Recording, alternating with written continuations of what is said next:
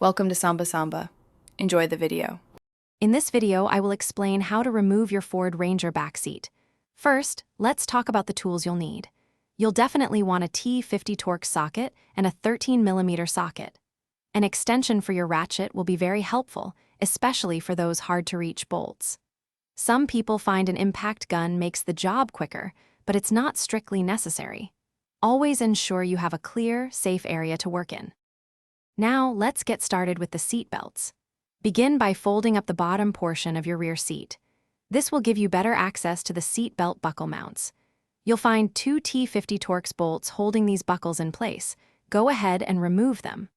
Also, be sure to locate and carefully disconnect any electronic clips or wiring harnesses that might be attached to the seat, often related to seat belt sensors. With the seat belts detached, it's time to tackle the main mounting bolts.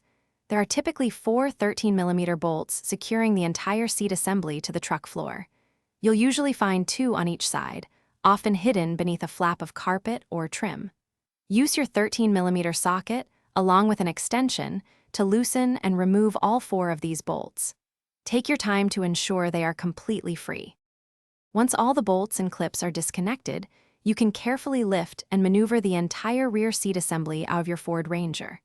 It might be a bit heavy, so an extra set of hands can be helpful. Many owners choose to install a flat platform in its place for extra storage or a sleeping area. If you ever decide to reinstall the seat, remember to reconnect all electronic clips to prevent any dashboard error lights. Thanks for watching. Consider subscribing if we helped you.